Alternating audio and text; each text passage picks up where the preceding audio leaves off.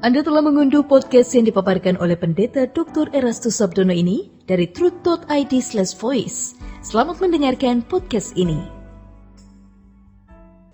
Shalom saudara, salam sejahtera. Kebenaran hari ini berjudul Menarik Perhatian Tuhan. Dalam Ayub pasal 42 ayat 5-6, Ayub berkata, "Hanya dari kata orang saja aku mendengar tentang engkau, tetapi sekarang mataku sendiri memandang engkau. Oleh sebab itu aku mencabut perkataanku dan dengan menyesal aku duduk dalam debu." Saudaraku, jika kita membaca ayat ini dengan pengamatan yang baik, tentu kita akan terkejut dengan pernyataan Ayub tersebut. Dalam Ayub pasal 1, Ayub digambarkan sebagai sosok yang saleh, jujur, takut akan Allah dan menjauhi kejahatan. Bahkan tercatat bahwa tidak ada orang lebih baik dari Ayub pada zamannya. Ya, setiap pagi Ayub mempersembahkan kurban bakaran untuk menebus kesalahan anak-anaknya. Bahkan dalam keadaan kehilangan segala sesuatu, ia masih dapat menyatakan pernyataan ini. Dengan telanjang aku keluar dari kandungan ibuku, dengan telanjang juga aku akan kembali ke dalamnya. Tuhan yang memberi, Tuhan yang mengambil. Wow, keren ya saudara, luar biasa ya. Lalu dia mengakhiri dengan kalimat terpujilah nama Tuhan.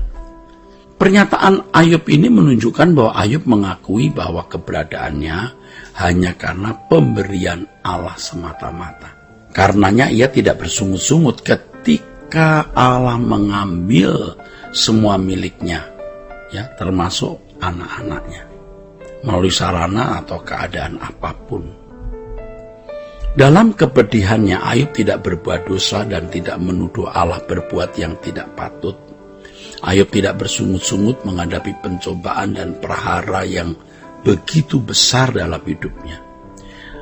Lalu Alkitab juga mencatat ketika istri Ayub menyuruh Ayub mengutuki Allah supaya kemudian Ayub mati. Ayub menjawab, "Engkau berbicara seperti perempuan gila. Apakah kita mau menerima yang baik dari Allah tetapi tidak mau menerima yang buruk?" Ditulis lagi, dalam kesemuanya itu Ayub tidak berbuat dosa dengan bibirnya. Saudaraku, Ayub tidak hanya kehilangan harta dan keluarganya. Pergumulan Ayub sampai di titik di mana tubuhnya dari kepala sampai kakinya penuh dengan bara yang busuk. Sehingga dengan sekeping beling dia menggaruk-garuk badannya. Oh, wow, luar biasa ya penderitaannya. Dapat dibayangkan Ayub dari seorang kaya raya menjadi miskin dan terbuang seperti itu. Bahkan istrinya pun menunjukkan ketidaksetiaannya. Saudaraku sekalian, ini luar biasa ya. Justru kualitas hidup seseorang itu nampak pada waktu ada dalam keadaan terpuruk seperti Ayub, saudara. Jadi, sejatinya bahwa penderitaan yang kita alami adalah ujian dan pemurnian agar kita menjadi sempurna atau naik ke level yang lebih tinggi. Dari sisi kognitif, pengertian dalam nalar ya, kognitif, Ayub juga seorang yang berpengetahuan. Buktinya Ayub dapat bersoal jawab dengan sahabat-sahabatnya yang datang menghibur tapi sekaligus juga mengkhotbahi dia. Dari jawaban-jawaban Ayub kita dapat melihat bahwa ia bukan sosok yang tidak mengerti tentang Tuhan. Ia bisa mengimbangi teman-temannya yang berbicara panjang lebar mengenai Tuhan. Jadi tidak diragukan kapasitas kualitas hidup Ayub dari perilakunya secara praktis serta pengetahuan Ayub secara kognitif.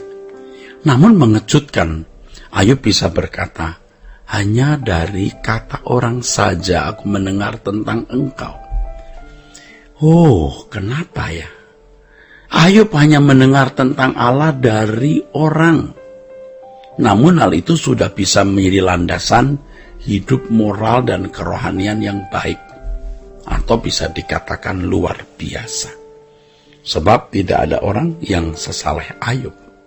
Nah, hal ini membuktikan bahwa orang yang tidak mengalami Allah secara langsung pun dapat memiliki moral kerohanian yang baik.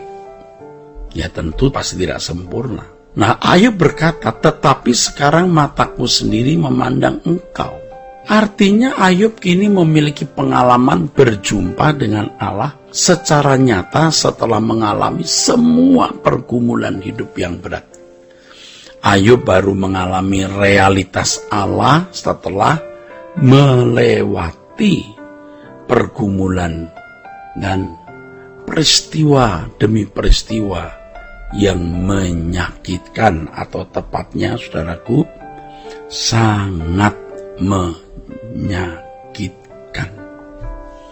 Ayub adalah sosok yang menarik perhatian Tuhan. Ayub tidak sempurna dalam pengenalan akan Allah. Tetapi Ayub berusaha sungguh-sungguh untuk menjaga perasaan Allah. Ya, hal ini sangat berbeda dengan keadaan orang Kristen atau teolog hari ini yang terlihat sangat mengenal Allah tetapi tidak sungguh-sungguh menjaga perasaan Tuhan. Pengetahuan teologi tidak membuat manusia otomatis memiliki karakter yang mulia. Memang hal itu sangat dibutuhkan untuk berinteraksi dengan Allah, betul. Tetapi harus tahu karakter yang bagaimana yang harus dicapai. Pengetahuan teologi kadang-kadang malah membuat orang jadi sombong dan tidak bertumbuh. Jika seseorang tidak memiliki pemahaman teologi yang tepat, pada akhirnya ia tidak akan mengenal Allah secara tepat. Namun memiliki ilmu teologi adalah hal yang berbeda dengan orang yang menarik perhatian Tuhan. Belum tentu orang yang mampu berteologi dengan baik menarik perasaan Tuhan. Belum tentu ya. Dan faktanya kita melihat ada orang-orang Kristen yang atau teolog-teolog yang berteologianya bagus tapi kelakuannya berantakan, saudara.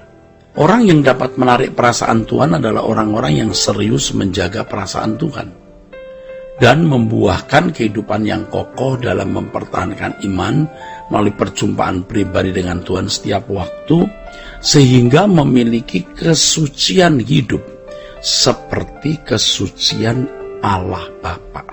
Dan hal ini benar-benar menyenangkan hati Allah Bapa dan menarik perhatiannya. Saudaraku, setiap kita terpanggil untuk menjadi orang yang menarik perhatian Tuhan. Attract Tuhan.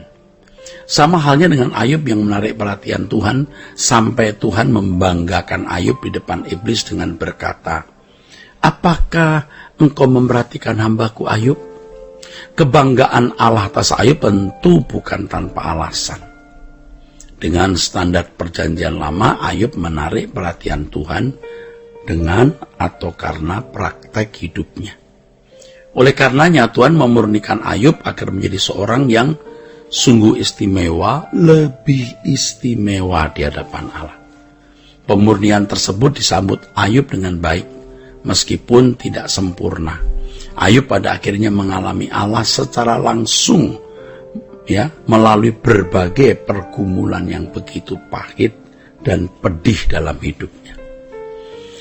Saudaraku sekalian, hal yang sama juga berlaku pada kita.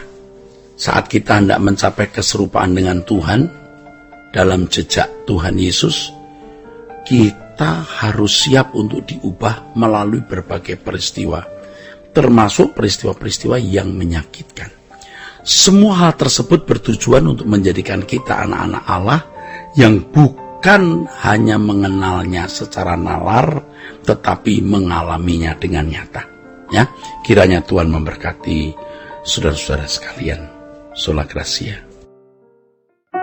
Untuk berlangganan renungan harian dalam bentuk cetak, silakan hubungi Truth Literatur di nomor telepon 0878 7870 7000. Untuk mendapatkan CD khotbah, MP3 renungan Truth, dan CD album lagu produksi Sola Gracia, Anda dapat menghubungi di hari dan jam kerja di nomor telepon 021 638 60953. Tuhan Yesus memberkati. Sola Gracia.